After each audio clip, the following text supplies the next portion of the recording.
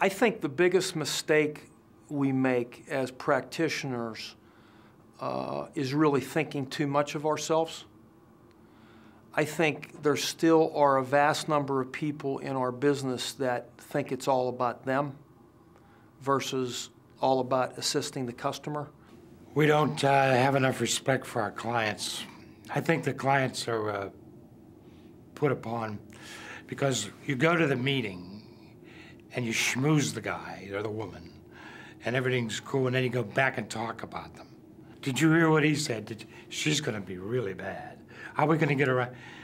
You better pay attention. This day and age, you better love your clients because they got the bucks. They're the only people with any money. Where would you be if you didn't get paid for what you did? I think when we make mistakes, I think we make them probably mostly, and our gravest errors are in not understanding the human aspect of it. We either haven't done a good enough job to find out how we should be talking to those people, to talking to that group, understanding them, reaching them. The internet's changed the world. Social media will change the world. Mobile media is changing the world. Email is obviously changing the world. Look at the post office scenario. Post office can't do what they used to do anymore because it's been replaced largely by email. And those are all amazing tools, but you cannot use them to replace face-to-face communication. So now I think what I've learned in being a better communicator is to be quiet and to be still, and to learn, you know, maybe what the situation needs rather than me dictating to the situation. And I think that's where companies and other communicators go wrong, is that they will dictate their wants to somebody that they're trying to elicit a response from, rather than finding out what that other person has to say about what they desire. That we, whether we're designers, communicators of any kind, we really have to understand the difference between our problem, our task, and the client's concern. As a group, I see the biggest mistake being that the different parts of the communications process works in these silos.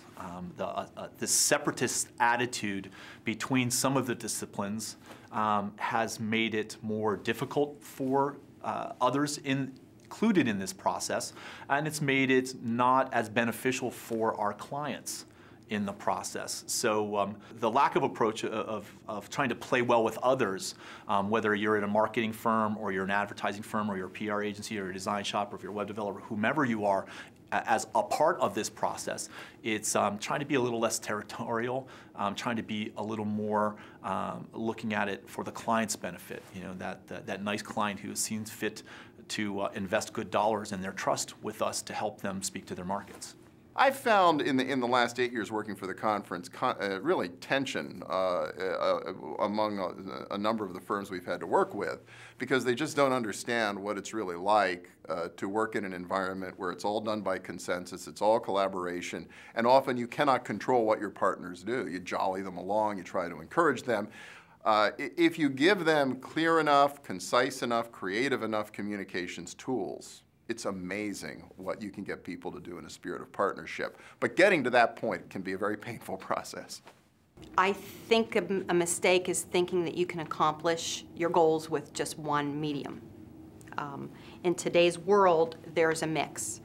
20 years ago, you could have satisfied your whole campaign and were able to reach all of your customers with a television campaign. Today, you need TV's a part of that, could be a part of that, but you need much more to reach the same number of people because they're consuming media in many different ways. Probably overcomplicating the message. Looking at it too deeply maybe sometimes, where I think less can be more. Maybe a simpler approach, depending how it's, you know, message is positioned to customers or clients. I think maybe an overcomplication of that is somehow leads to confusion or problems. I think at the beginning and sort of finding out, like, not necessarily like how much money they want to spend or what they want to do or how they want to, but really just sort of figuring out like what the best way is to get their point across, I think, from the get-go before you waste a lot of time and energy. A lot of times businesses will shortchange the research just because of budget. And there are so many ways to do the research. And you know, I talked about getting in the target audience's shoes and really understanding the target audience. If you don't have the time or the budget to do all the research, there are lots of different ways to do research to get that mindset, to really understand that target audience within the budgets that you can have. And to shortchange that really is just being lazy, to not take that time to do that research. I think first, we tend not to occasionally make the right insights or have the right insights. And when you don't have the right insights through research or at least doing some sort of secondary research if you can't afford primary methods, I think it's when you don't have the insights, you don't have the understanding, and then you don't really gather that meaningful, unique selling proposition. The second piece is I think sometimes that the mechanism or the execution can overpower the message. And what I mean by that is sometimes the creative or the method that we use to get the message across can get in the way of the actual message and confuse the customer. I think there's that constant pressure with the client to hear what they have to say, and you have to listen, but that the client isn't necessarily the end all. You know, it's that constant being on the edge between keeping the client happy and yet doing what needs to be done. You know, oftentimes the client is not looking at the big picture because they're so enmeshed. They have the, the blinkers on, and they're working really hard to try to take themselves out of that and look objectively at their own business. But it's, difficult, if not impossible, to do it. Where I think it could be tightened a bit is really how it supports the business's agenda and whatever that business milestone is, whether it's awareness, conversion rate, and really being able to speak directly to how the communication plan that's being presented is going to impact those key attributes. I think it's that we don't make enough mistakes. I think it's that we don't take risks, that we don't push, that we don't fail forward. We don't find out what is working, but more importantly, we don't find out what's not working quickly. And there's an aversion, there's a fear that we operate under a lot. And I think any business operates under that to some degree or another. But yeah, I would say that the fear of failure is a mistake.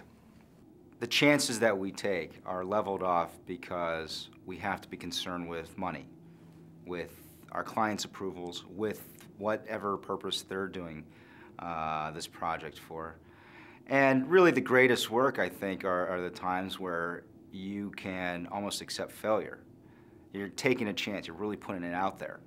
And so it lends itself to a lot of mediocrity. Doing the same old, seriously. The biggest mistake I see happening is when someone will get locked into a concept. And I have seen so many corny ideas that we've been involved in, and they're solely because someone liked the idea and just assumed it would transpose to an audience. And if you're dealing with an audience that's 65 years old and they're worried about health care, they're worried about some heart problem or something, some teenage appropriate idea frequently doesn't work, and we see that all the time.